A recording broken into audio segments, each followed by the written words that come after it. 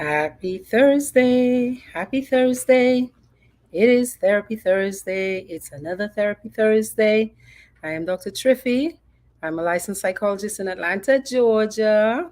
hmm I speak with a little bit of a different accent. I have managed to keep after over 30 years of living in the United States from the Caribbean island of Dominica. I am from the nature island of the Caribbean, but I live and work and practice in Atlanta, Georgia.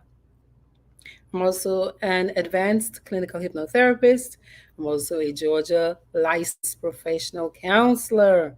Now, every Thursday, right about this time, I show up with the intention of teaching or sharing tips on how to think better so you can feel better and do better. Tonight, I'm talking about relationships. But for the past few weeks, I've been doing a bit of a dark psychology series. So, my topic tonight is why do good girls like bad boys so much? I want to talk about three personality traits that might explain that dance. Now, relationships are so important.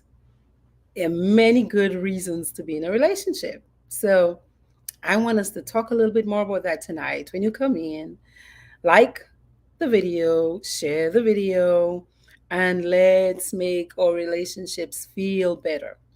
Okay? So, if you agree with me, I think there are many good reasons to have a loving relationship of the romantic sort. We live longer. There's research that actually backs this up. We live longer. I mean, think about it. Your mate might be the one that sees the little bump somewhere on your face, or, you might favor a leg more and they'll say, hey, is everything okay? You're walking a little different. So they kind of nudge us to go to the doctor. Hmm? We might work out together. So we might end up living a little longer together.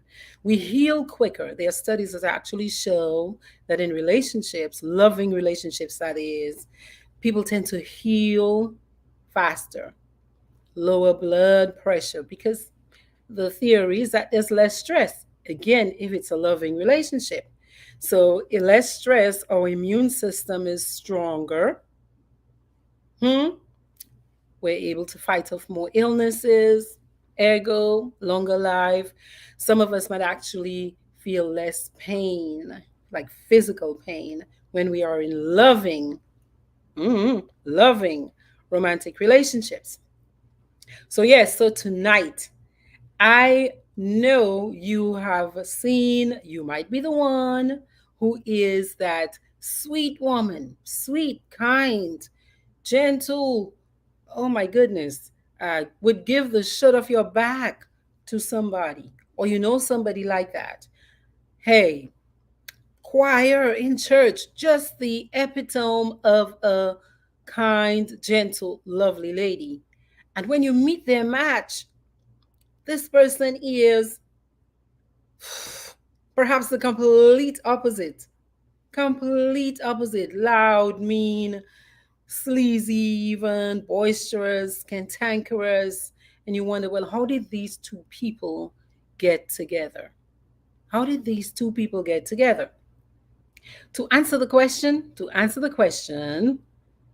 what we need to do is figure out some of those traits that are actually showing up, according to the research, in those quote unquote bad boys, and see if we can make a connection. See if we can find out what might be prompting these good girls to say yes to these bad boys. Okay, so there are three personality traits that are the main culprits. Three that are the main culprits. Now, in my title, I said younger women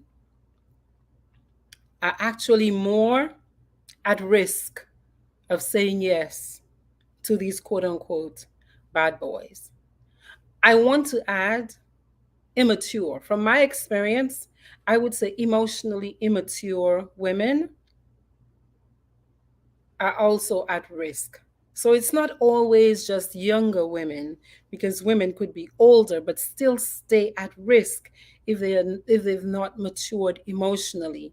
I think there are some men who are also vulnerable to other men who present those traits. Okay? So, what is that dark triad of personality traits?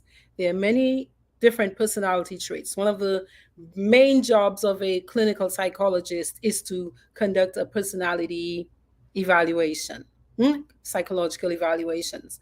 And a big part of testing is identifying what in a person's personality is contributing or might explain or might shed some light on their behavior. Why is this person doing what they're doing? What's in it for them?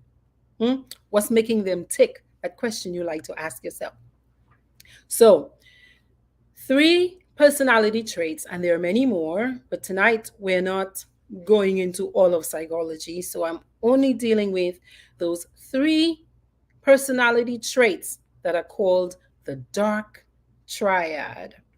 It's like a little web of, come on over here. I got something for you. Uh-huh. For ladies especially who are younger and I'll say less emotionally mature. That dark triad is kind of a buzzword in psychology. So you ready for them? Number one, narcissism. I know you're not surprised to hear the big N word show up. Hmm? Narc, the narcissist.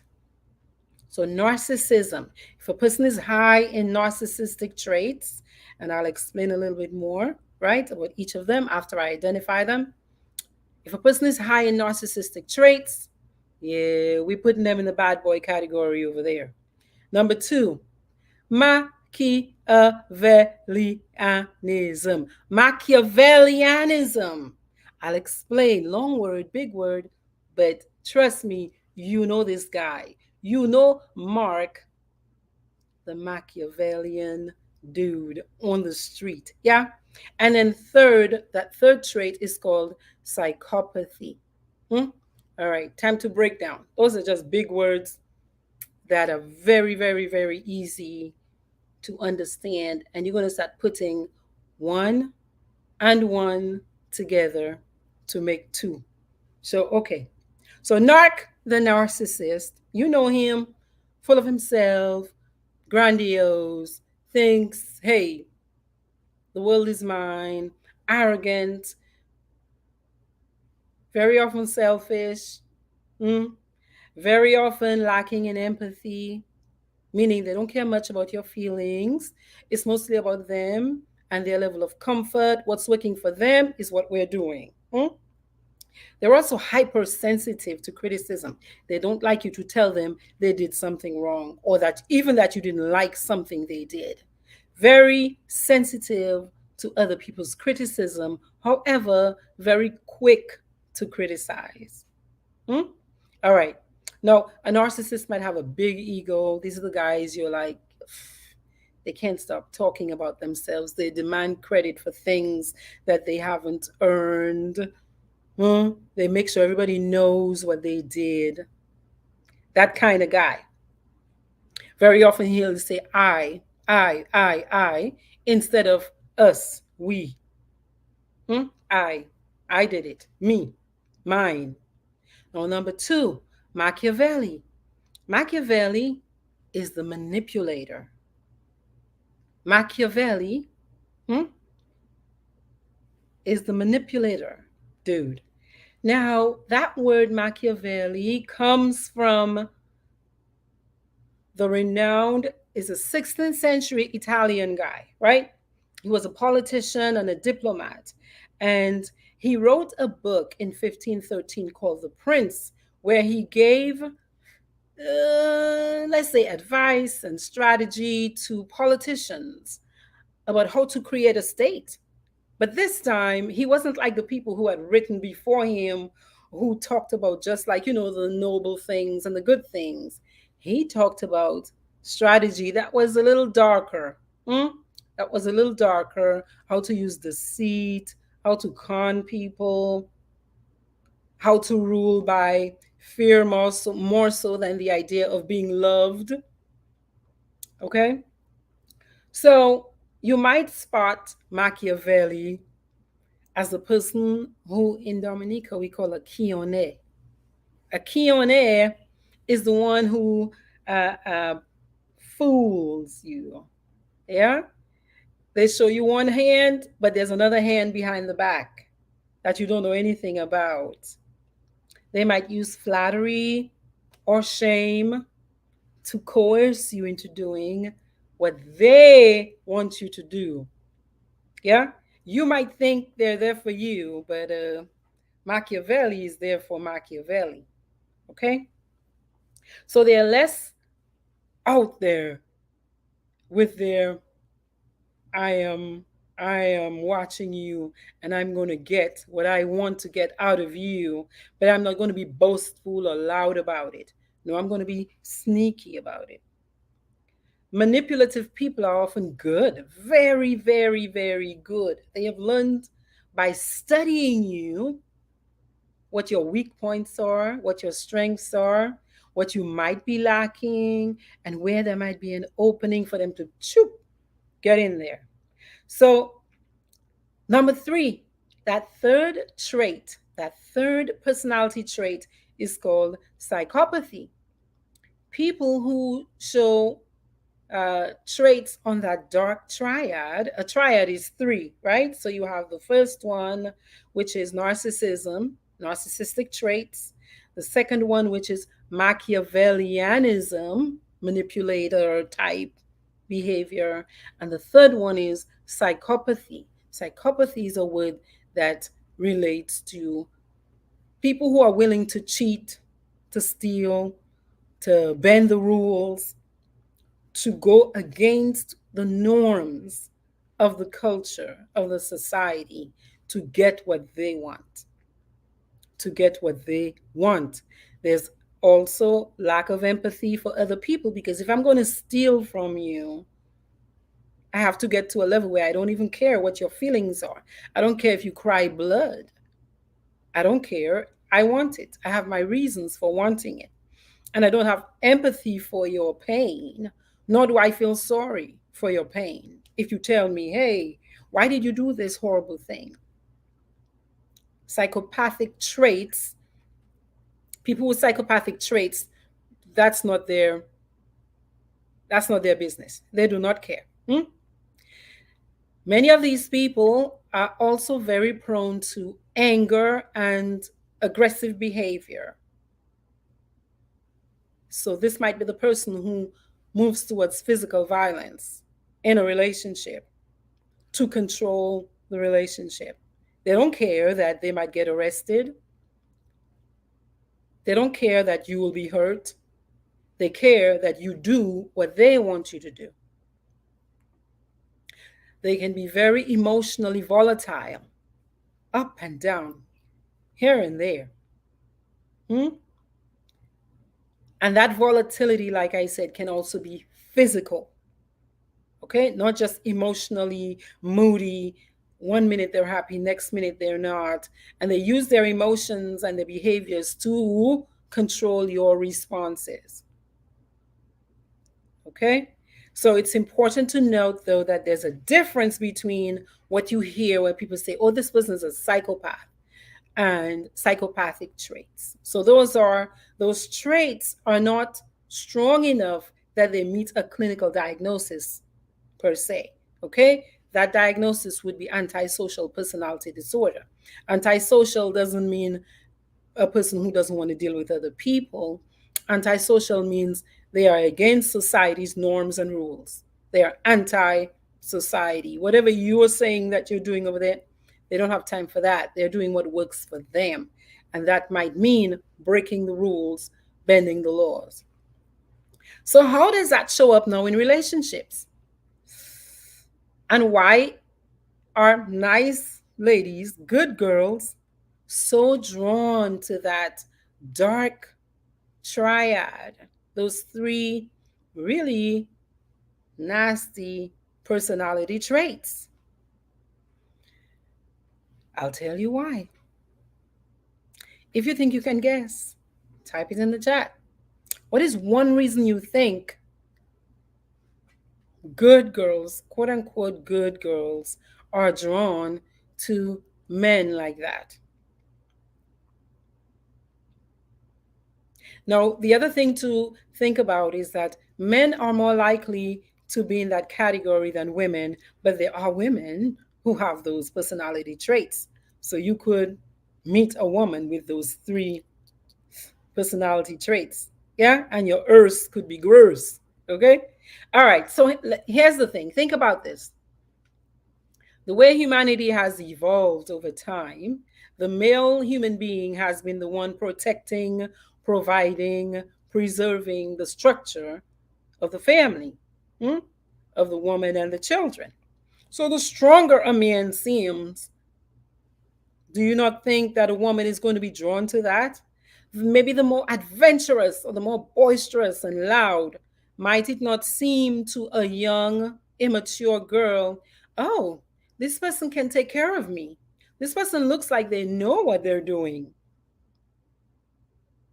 So, what happens is these men, and we're saying men because there's a preponderance, I mean, the likelihood of a person presenting with that dark triad being a male is much higher than for women.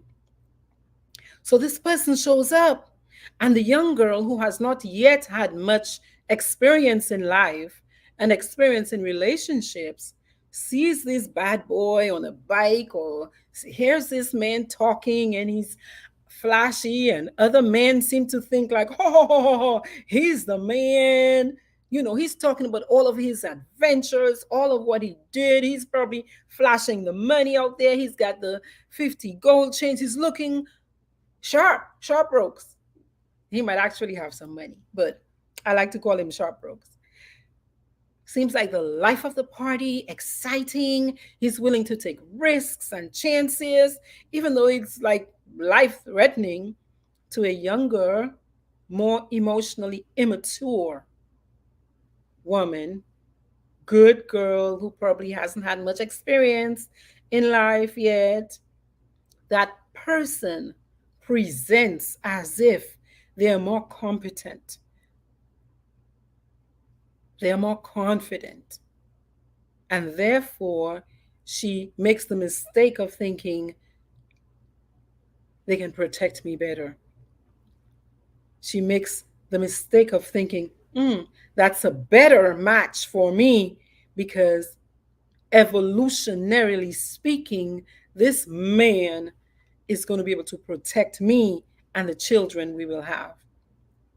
Now, especially if I'm calm and docile and quiet, too calm and docile and quiet people, you know, somewhere in the deep brain of that feminine creature, hey, I have somebody to look out for us.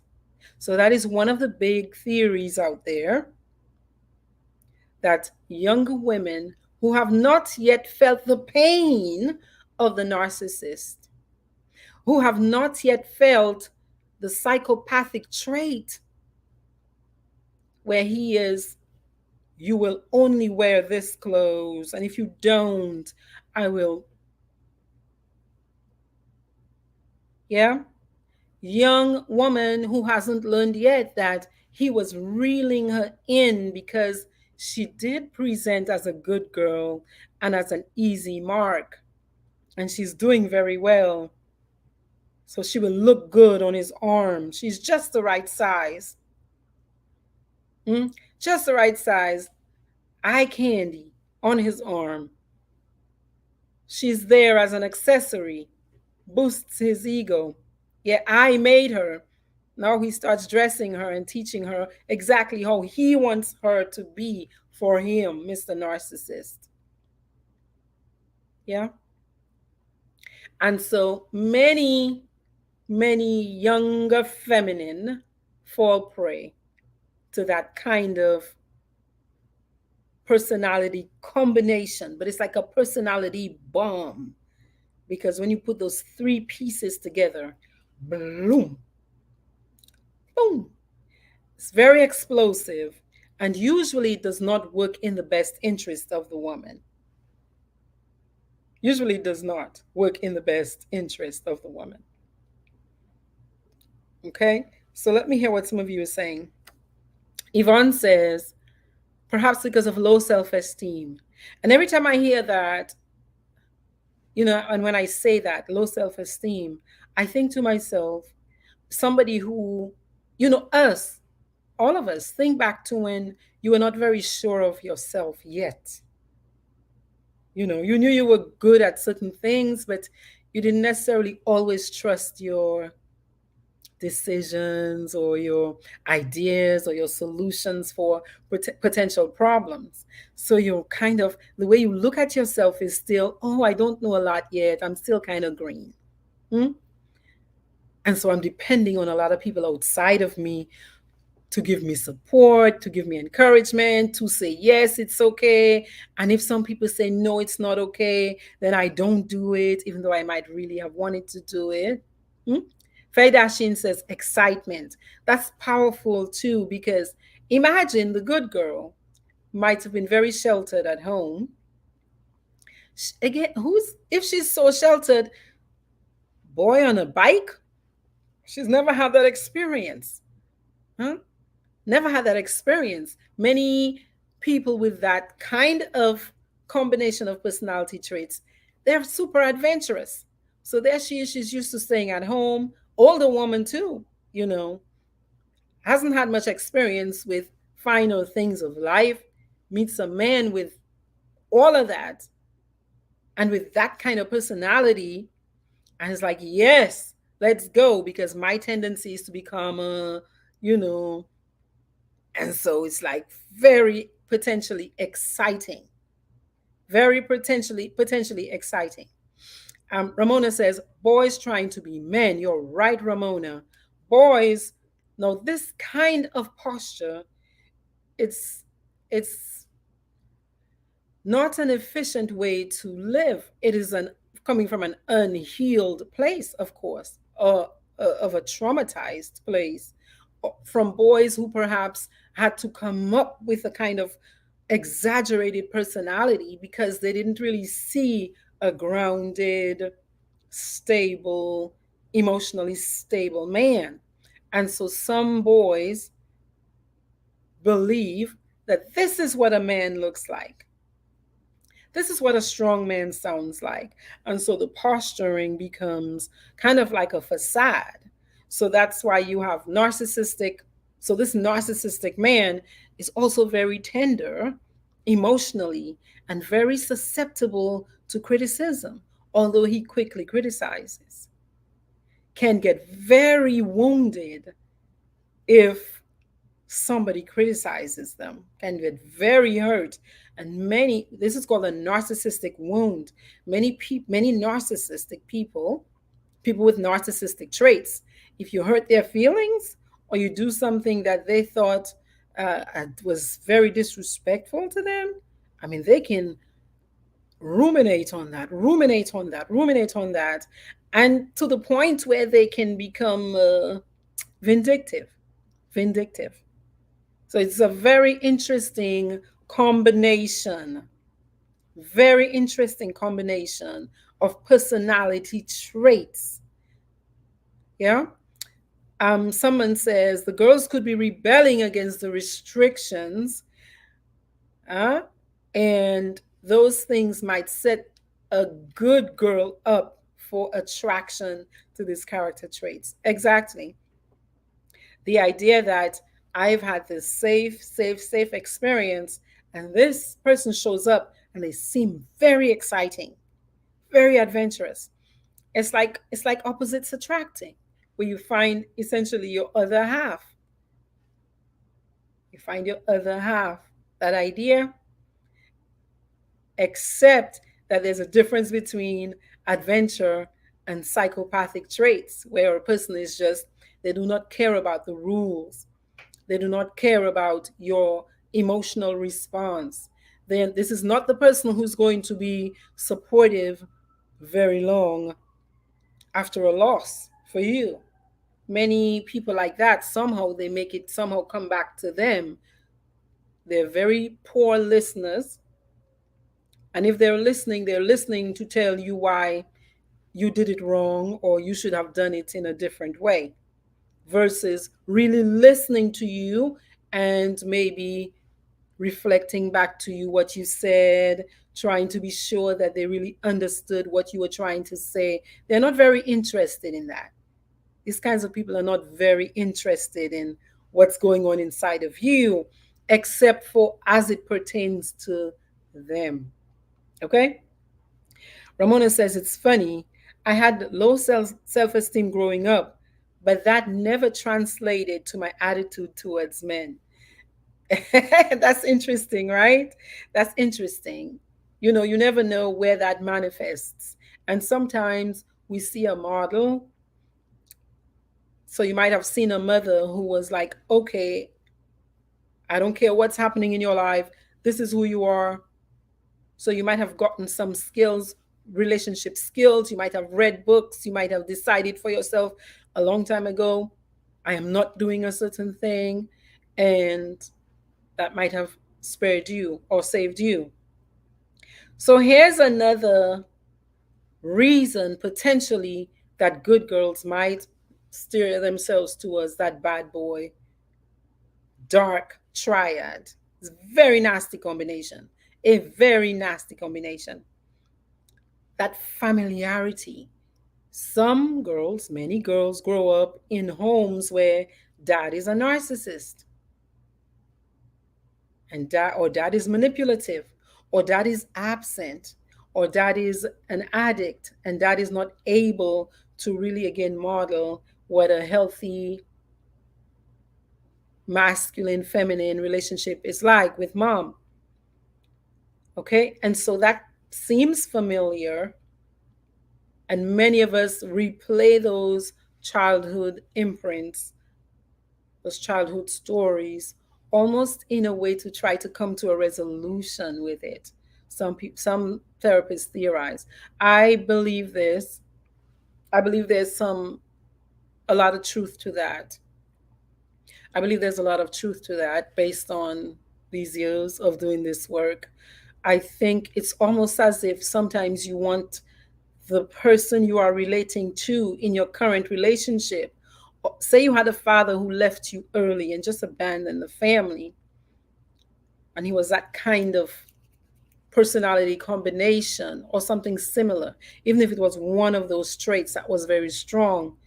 There's almost an effort to replay it, but this time to have that man, to have that person sort of choose you and correct it and do the right thing and come around. So it's an opportunity I think many women are trying to create to heal an old story, like an old template of what a relationship should look like.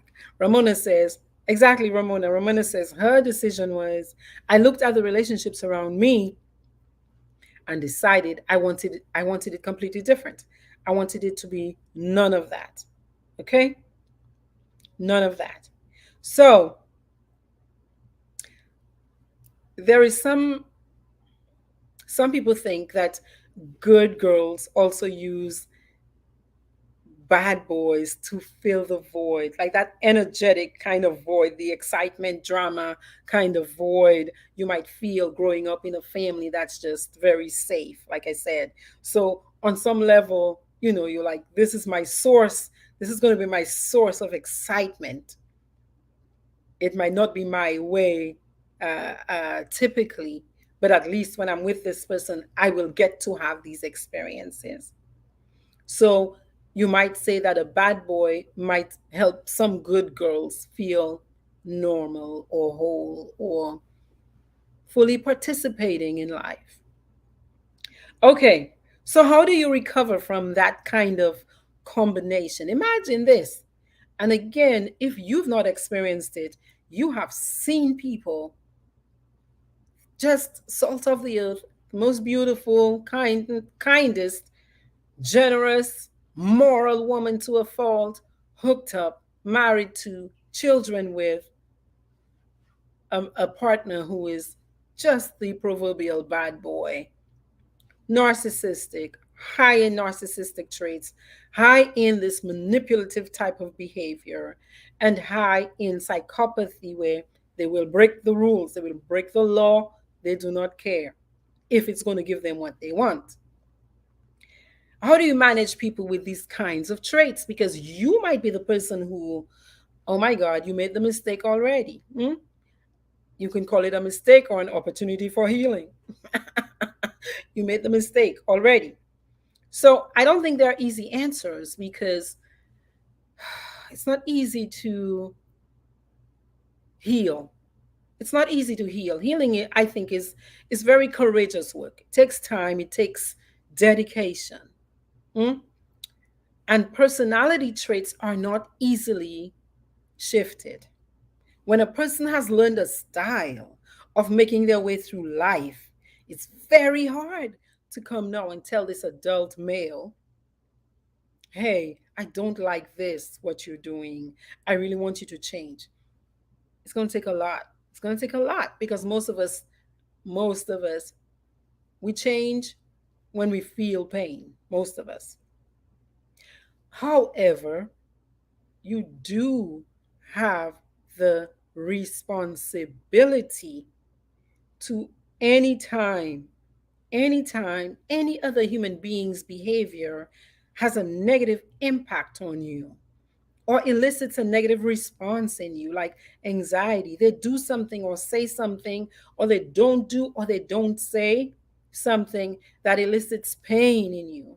Your job, low self esteem or not, is to find a way to express that. Find a way to express that. So you start informing the other person. I say, for the first time you feel uncomfortable, when you're dating, way before you even say yes to marrying them, so that you give yourself an opportunity and them an opportunity, if they care enough about the relationship and longevity in the relationship, to learn how to do their interactions in a different way with you. So it's your responsibility. The idea that, oh, I'm such a good girl, I don't say no, I don't disagree, whatever he says. Can you imagine? And many of you can imagine, because you've seen people in those relationships where you have the boisterous, the loud, sleazy, is not afraid to break the law, is not afraid to hurt and cause harm. And when they cause the harm, they actually argue with you as to, why are you complaining? What do you mean I forgot your birthday?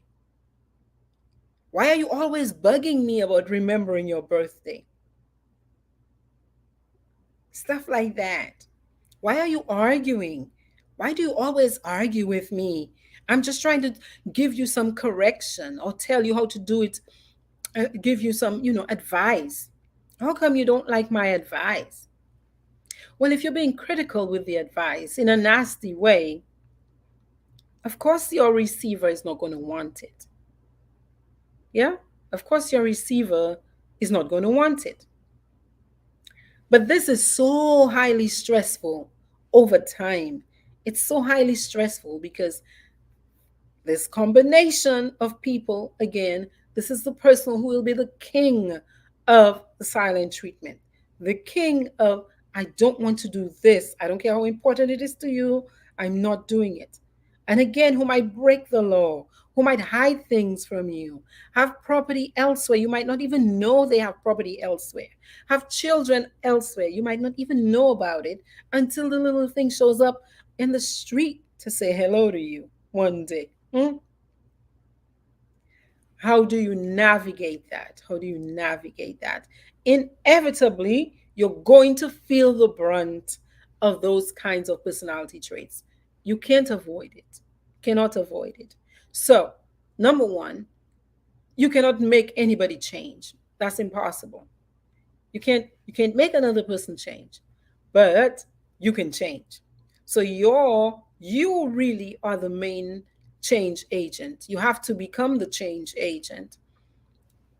Like I said, your first attempt and consistent and ongoing attempts have to be have to be to identify to this person, hey, ouch, I'm not sure if you meant to uh, make me feel embarrassed, but what you just said, I'm feeling embarrassed with the way you said it. What do you think about saying this to me in a different way if you don't agree with something I do? Hey, um, I agree that you have great thoughts and you give great advice, but I really prefer it when you don't say it in that kind of tone. And they might ask, well, what is that kind of tone? I don't feel good. I feel very embarrassed. I feel ashamed.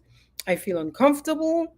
And I don't want to feel that way with my mate when I'm receiving, when we're talking. Mm, yeah, if you're going to suggest a different way I do something, I prefer that you say it to me in a way that is not so condescending. You might have to describe to the person what condescending feels like to you, or you might have to say, well, I write it out for me instead, or avoid. I prefer not getting criticism from you at all. You have that right. You have that right. I mean, couplehood is not about criticism, y'all. Couplehood is not about, I'm going to remake you into my own image, y'all. No. Couplehood is about supporting, hmm, being there for, working together, learning how to communicate with each other in ways that push the relationship forward, that make it go higher, like this. So both of us might have to learn some new communication strategies. And it's so awesome because communication strategies are learnable. There's so many communication skills that might involve, hey, your nonverbal reactions, tone of voice, structure. How do I, if I have to say something I disagree with, what is the most efficient way to do that? There are so many resources out there, y'all, that at this point in 2022, if a person insists on talking to you in a way that you continue to say doesn't feel good, I'm saying this person has zero interest in changing. Okay? But it is you, the receiver, has to be the one to educate their mate. And you have to also be willing to go a step further than that. With these kinds of people, you might have to create a contract. I know psychologists talk about contracts and behavior contracts. All that means is you come to an agreement and you say, hey, how does it sound for you? I know if this happens again, or I I'm willing to experience this kind of thing twice, three times, or I don't know how much longer I can manage or tolerate how I'm feeling when you do this. So the next time, or you have one more time to do it, and I'm going to have to make a different choice for a mate that I will be with long term. There must be consequences to repeated offensive behavior in a relationship. For example, it is too painful for me to see you tonight. I know you want to go out. It's too painful for me to be with you. If that's your truth, if that's what's really happening with you, it is too painful for me to live in the same space with you if you continue to raise your voice at me or call me names that I don't like. And I will be willing to resume that negotiated, whatever it is, living together after we have learned more effective ways of being together and talking together. Counseling, we'll read these books, we'll talk to these two people right here who we trust. Or after 30 days, or let's look at this again in 2 months after we have practiced these skills. Because the thing is, I don't think the automatic answer is to end the relationship. No, because relationships, again, like we said on the beginning, have so many positives when it's being done in a loving way. So many positives. And when people come together, usually you don't come together to break up. You come together to finesse, figure out, learn, negotiate how to make this union get better and better and increase the longevity of the relationship. So, my first go to is not let's end it. I am flawed. I have my flaws. So do you. The person on the receiving end of these kinds of behaviors that cause so much emotional distress. And when we're talking about emotional distress, it's really almost a double whammy for women because women are also, when it comes to personality traits, they tend to be more agreeable, meaning they tend to say yes more, although that's not always the truth. Sometimes there's a woman who's more disagreeable. So, agreeableness is one of our personality traits. Okay? So, imagine if you're the one who's tending to be okay, all right, just for peace sake, all right, okay. That person holds so much stress in their body. Why? Another personality trait that women are very strong on now is neuroticism, which is the idea that we feel more pain in our bodies. This is how women tend to read the environment. If it's good, I'm feeling good. If it's not good, I'm feeling horrible. I'm sad, I'm anxious, I'm worried, I'm afraid. That's how women tend to read the world. So, a single word could ride your woman for weeks. She's playing everything back in her brain. She's feeling all the nasty feelings she was feeling 3 weeks ago when you said, why are you doing it like that? I don't like that. I don't like how you cook this food right there. 3 weeks later, 4 weeks later, a year later, and men, you know I'm telling you the truth. Her brain is replaying this thing. So women are very vulnerable. If you're that good woman, now you are very vulnerable to a lot of emotional pain when you're dealing with a Machiavellian guy who was able to reel you in somehow, yeah? But he's got five others somewhere hidden, stashed. And then you might even find out that you were not the number one in the stash of six. You see what I'm saying? That is so painful for the female brain. Not just for the female brain, but because we've been socialized in a culture where you're actually, as a woman, even taught to be good, quote unquote.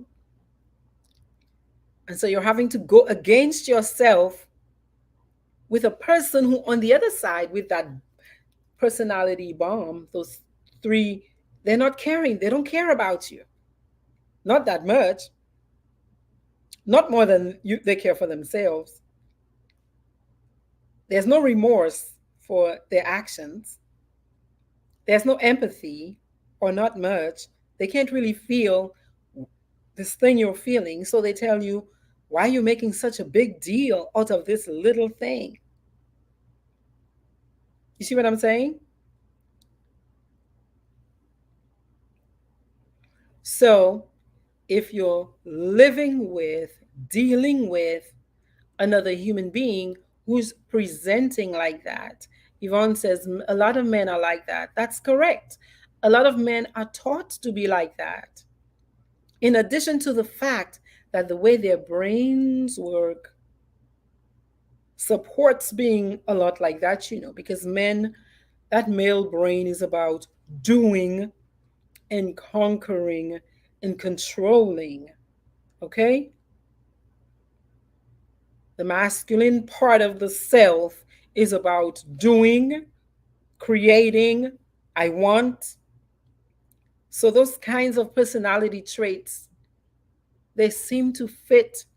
It's like when the understanding of control goes awry, you might have a psychopathic expression. It's like, I want this thing now. I want it how I want it. I don't care that I have to cheat to get it because I want it. Okay? But that wanting, I want, is a very masculine principle. So that's why men are more vulnerable to these traits. I kind of see them on steroids, but they went off the rails. The trouble for women is men don't like to be alone. Men don't like to be alone, and neither do women. Most of us like to be coupled. And we can become better coupled when we learn, when the person who is maybe high in psychopathy or in narcissistic traits or in that manipulative behavior, remember, all of us have these traits to some extent. So the person who is overboard has to learn how to come a little bit more into the middle. And the person who doesn't have much, you're going to have to learn some skills to manage yourself over here. Okay?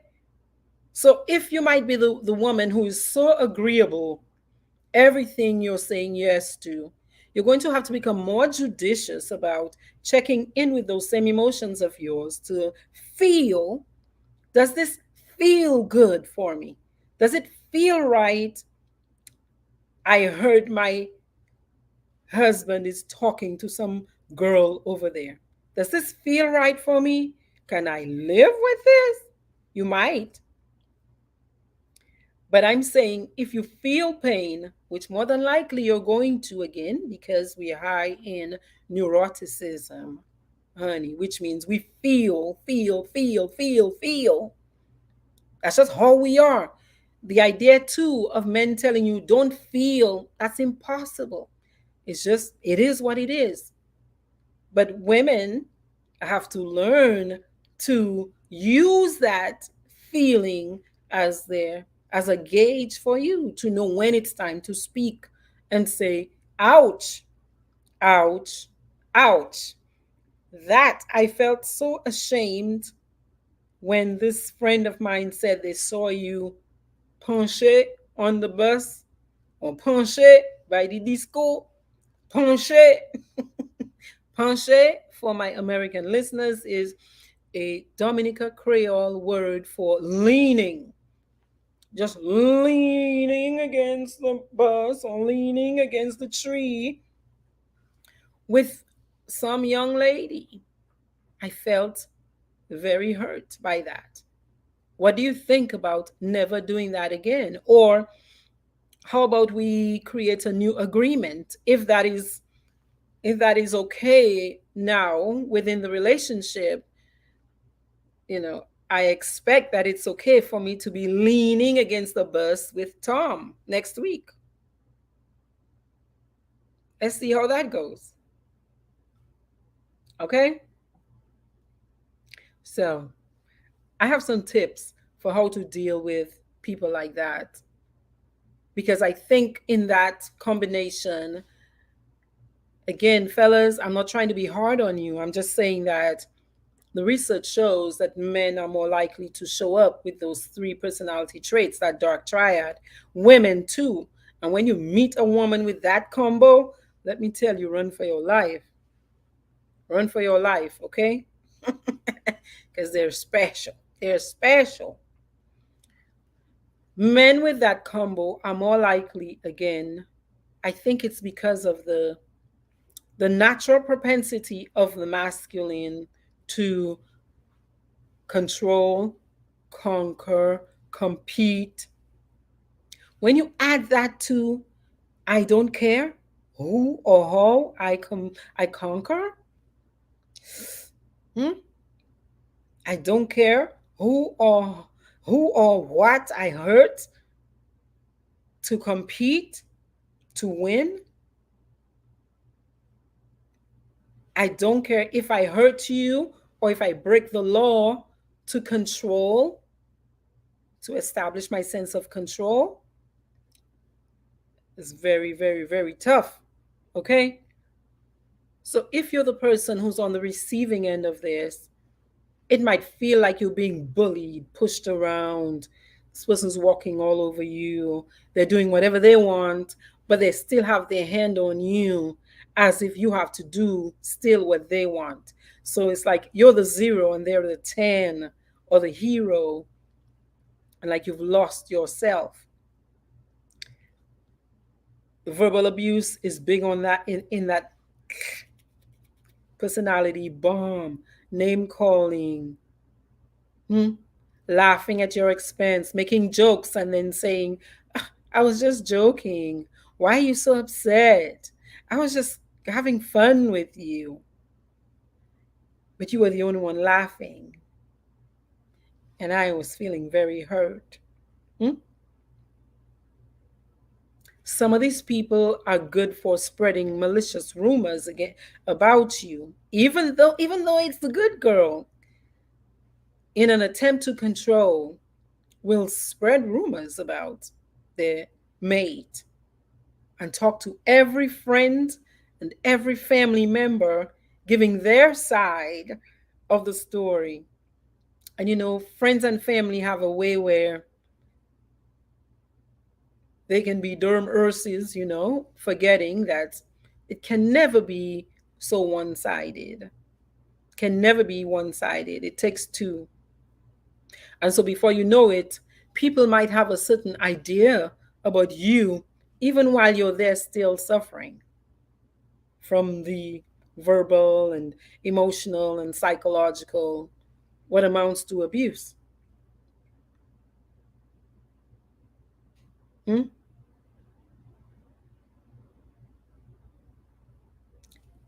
Again, your words, nothing goes from 0 to 100 automatically. You start dating, it's going to show up. It must show up. Except if you meet a person today and you marry them tomorrow. I have a teacher who says, go through 4 seasons with a person before you say yes. So you give them an opportunity to show their not so strong areas. Over time, you'll see that.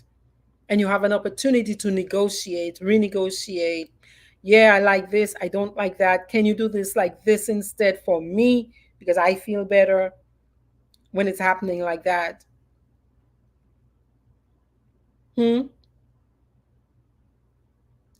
You have to speak up. You have to speak up. And if after you've spoken up enough, there is no change, you know how to decide, what do I do next? Hmm? I said, I think making behavior contracts with people where you're like, okay, we have 2 more times for this to happen, and I'm out. Or if it happens again, we go to speak to a therapist. Or this is just too much for me. I have to make a different choice for a mate because it is too stressful for my body to live with your personality style. I love you very much. What is I love the you I imagine you to be, but the reality here is too painful for me. And you can't change the level of pain you feel. You can't tell your body, oh, don't feel pain when a person criticizes you.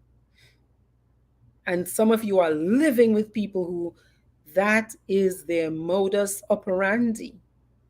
where they are, everything they do is great, and they look for the slightest thing you do to complain, criticize, play devil's advocate. If you've decided you have to be your mate's devil's advocate, you need to be somewhere else, because I don't think you need to be your mate's devil anything. You need to be your mate's main source of support, emotionally or otherwise. But if you've decided, yeah, I'm here to teach and train my wife or my husband, because like I said, some women, there are women too who have that dark triad. If you've decided that life put you together so that you can change this human being into your version of who they should be, you're out of order. You're out of order. I say, if all else fails, we've got to end it. You end it. If it's a situation where you haven't gotten to the point where you're so committed and connected that you can say goodbye, say goodbye. If that person is unwilling to make the adjustments, because these communication skills are learnable skills. I say gray rock. You know what gray rocking is? Like a gray rock that's just sitting there. You have to learn how to, like, distance yourself from them and pretend that they're not, you just don't exist for me. You're not there. You're not there. Block and gray rock. Except if we can some sort of understanding, a new agreement where you are willing to do this, I am willing to do that, and together we, hopefully with a third party who is trained and knows how to be impartial, like a therapist or a coach or a pastoral counselor. The thing about it is, these kinds of personality traits are very hard to dislodge. So you have to decide how much drama, emotional drama, you're willing to live with essentially for the rest of your life. Because, it's like teaching a left hander to use their right hand. It's very hard work, but many people do it. Many people will make the adjustment if they have enough wanting for that third thing you've created. There's you, there's me, but there's the relationship. So many people, even though they learned how to relate in those really dark ways, but let me not say dark. I love dark. I love the dark. But that's how they call it in psychology. But that really negative triad of relating with other people, where it's all about me. They don't say it, they don't say it's all about me, but you will feel it, honey. You sure will feel it, that their needs will come first. This is the only way I like it. But I am not willing to make these adjustments for you over there. That's out of balance, isn't it? That's out of balance. Or these people who, they will bleed you dry. I mean, there are many men who have zero interest in long-term committed romantic relationships with women, who will say, I love you, so they can have 30 minutes of a physical encounter and have zero interest, and already know, if you could hear the things I've heard, you know what I mean? They already know they don't want this person, but they will use the words they know this person needs to hear for 30 minutes. Again, with no remorse, with no embarrassment, with no guilt, with no shame, with no emotional response to that person's pain. Remembering again how female human beings, personality wise, we are high on that emotional feeling scale.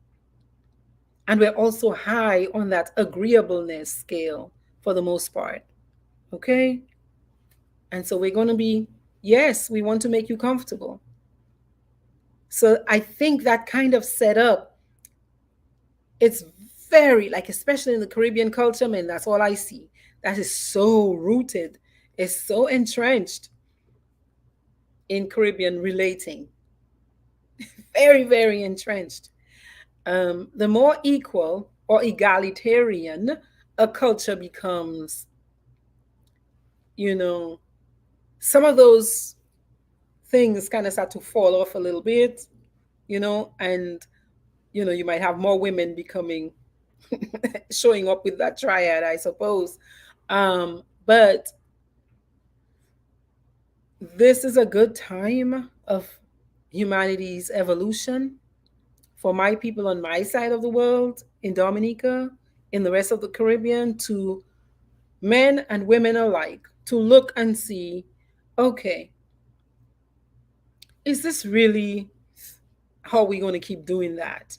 Is this really how we're going to keep doing our relationships? Where, yes, I'm married, but I have two on the other side. And somebody might see, but they won't, nobody says anything. And you all know it happens. And the wife knows, and she just suffers in silence because there's a good girl idea. Because if she left, then she would be the bad woman for divorcing. When the provider and protector completely left the family wide open by that penchant on the bench, or penchant by the in the hotel or wherever. Again, it goes both ways. It happens both ways. I'm not saying it doesn't. I'm saying, though, that there is a preponderance of male human beings showing up with that high narcissistic trait, high Machiavellianism, manipulation, manipulative behavior, saying or doing things just to get what they want. And also psychopathy, where they're willing to even go as far as doing things that are against the law for their own benefit.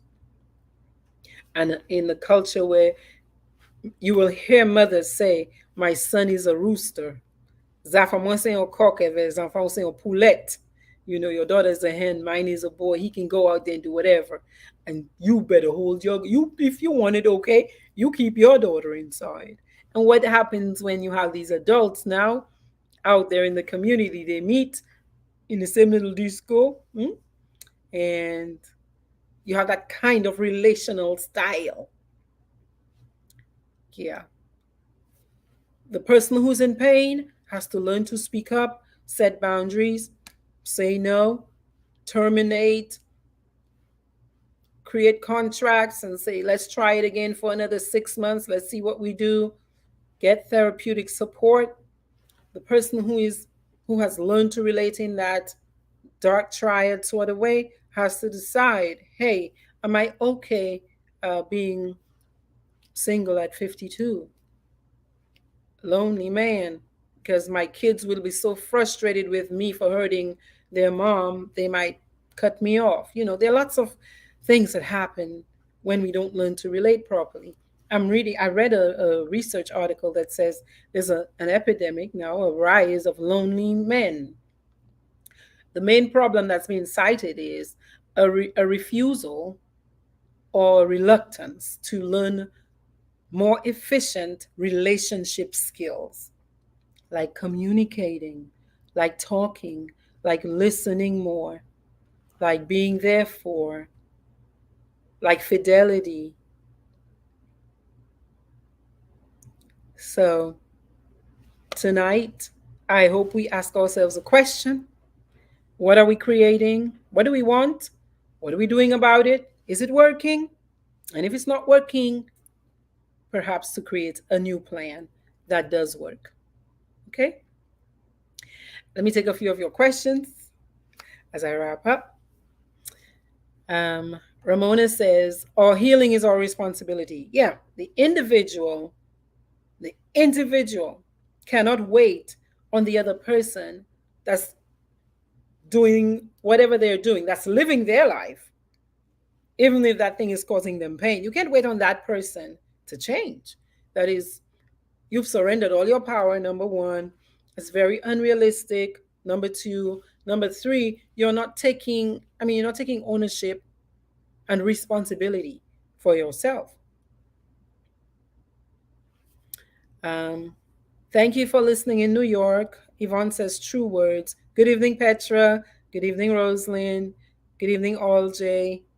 Family can bring the greatest betrayal. I'll tell you how family can do that. Family, we have our familial bonds. My sister I grew up with, of course, is going to love me in a way that is going to be hard for her to love my husband. I understand that.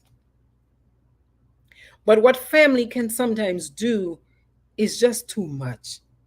Too much. Where family is willing to just support their relative, although they know the nature of that relative. Many family members will suddenly develop amnesia about how nasty they know their relative is and think somehow this bad person, the in law, hmm, it happens on both sides. Somehow the in law is the one that's horrible, or is so horrible that they now cut you off, they get involved, they instead of supporting you, instead of supporting the person who's feeling all the pain, they can really isolate the one who's in pain. You also have these ideas again about that good girl. People don't like you to change. People don't like you to do things that make them see you in a different light. Think about it. Sometimes, even when you're succeeding, they don't like you to go from one state or stage to another because it forces them to change. So they don't like the idea of the good girl saying, no, I will not tolerate this. I'm going to cause a fuss. I'm going to argue. I'm renegotiate. I'm going to leave. A lot of family members don't like that. You're bringing shame to the family. Did you pray enough? you know and some of them can respond to the malicious rumors that the other partner might be spreading. That, remember, that partner with that dark triad where spreading rumors about their partner is one of the big things they'll do. And they'll use intimate things that you might have discussed, the two of you, against you. Show that to the whole world. It's very dark. It can get very dark. And you have people who are called flying monkeys, who they're quick to support the person doing that kind of behavior, because some of these people, again, are very manipulative. They're very good with their words and their arguments. So it's easy to believe them. So if there's somebody like that in your life, or somebody of a couple in that kind of, in a relationship where you're hearing one side, you might want to hear the other side. And I learned this a long time ago teaching at St. John's Catholic School. Primary school is where I started. I would meet one parent and I'd be like, oh, that's why you look this. I see you in your mom. And then the father would come, next parent teacher conference. And I'm like, oh my gosh, if I had seen you first, I would see. It's always two sides. I see it in couples therapy. One person must start off sharing the story. You hear their side and you're like, without training, let me tell you, you're like, oh, you poor thing. And then the husband starts talking and you're like, oh my God, how did you last so long with this person? Okay? So we have to be cautious when we hear one side of any relationship. of any story, really. There's always two sides, and then they say they're the real facts. Yvonne says, very good food for thought. Thank you for the information. You're welcome, Yvonne. Um, Facebook user says there's no support, only betrayal, twisted stories. Oh, if you knew. I mean, it is so painful to watch people go through this. The stories get twisted, the facts of the story get presented based on the way the person sees it now. Remember, that's they formulate the events. Okay, that's how they see it, but they present it. And if another person is not careful, they take it as the only story. So the other people don't want to listen to you sometimes based on how much damage that person has been able to do, like how entrenched their story has become. It is said that you have issues. Yeah, yeah. Versus the fact that they started it. And now you might be the one reacting to what they were doing. Yeah, it can be very complicated. And because of that, I think I think women, good girls, immature women with Pollyanna eyes. Pollyanna is like just doe eyes, like, yeah, whatever you say, like everything is right with the world. Uh, you have to learn how to take care of yourselves better in relationships. You have to learn how to screen better. You have to learn how to put a person through your paces, essentially. Does this person fit? Do they meet my criteria? Yes, woman, you're supposed to have criteria. And your biggest gauge, let me tell you, is your emotional responses. What is your body telling you about what this person is saying or doing, or not saying or not doing? That's the biggest information gatherer you have to decide, can I live with this human being until we die? Because that's what most of us are trying to create. That's what most of us have been socialized to think we ought to create, or else there's something wrong with us. See, you hear what I'm saying that, right? So clearly I'm not buying that nonsense. But relationships do have many positives. They do have many positives. And if that's an experience you want to create for yourself, I think it's the biggest step is up front. Before you do the legal, binding, contractual agreements that bind your children, your property, sometimes your ability to make your own hospital decisions. There's some states where they need your husband to sign off on certain things before they'll do medical procedures. So you want to be, I think women have to do a better job up front of screening. And you need information like this. You need information like this. So after tonight's podcast, you should be spending some time going to listen to Machiavelli. You should be spending some time investigating, what is that dark triad? Am I caught up in a situation that's like that? What do I need to be looking for? What else? But most efficiently, you have to become tougher. You have to be able to, even if you are agreeable and you want to say yes, you have to learn how to listen to your body and say, well, I want to say yes, but it doesn't feel good. And so you wait until maybe you get more information or new information. Maybe the person was sick and they were going through a hard time, so they said something nasty. Maybe. Yeah. But you don't say yes yet.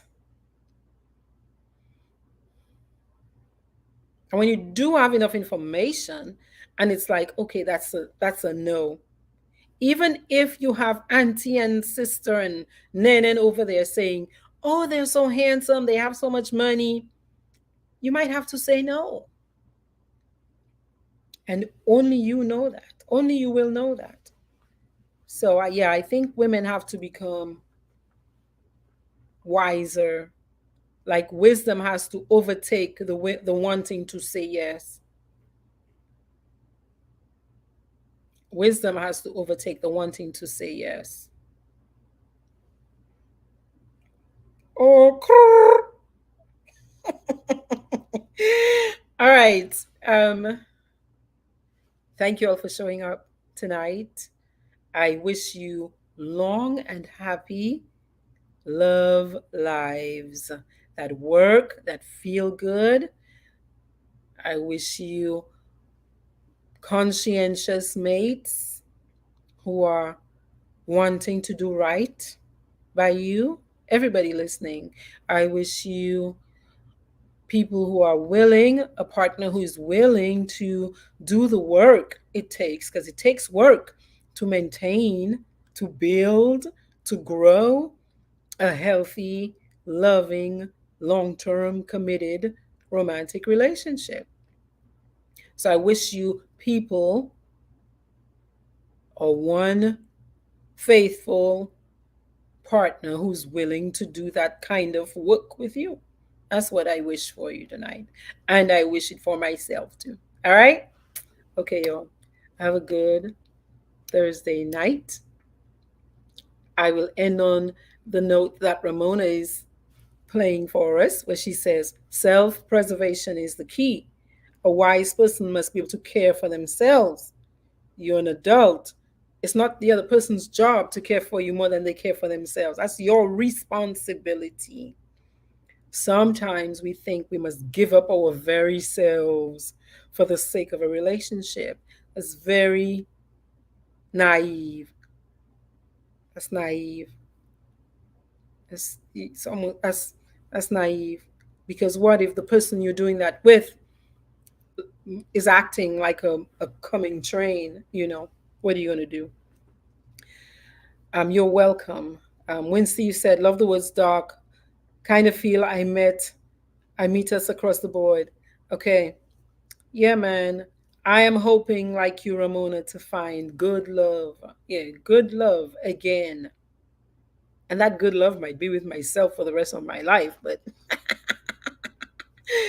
if it is with another human being, yeah, I hope that it is good with a person who understands, yo, this thing is going to require effort and attention.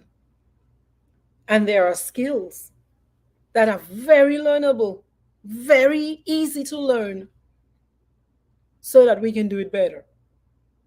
Good, better, best. That's all we're doing over here. Or else, go at your mother home. Peace.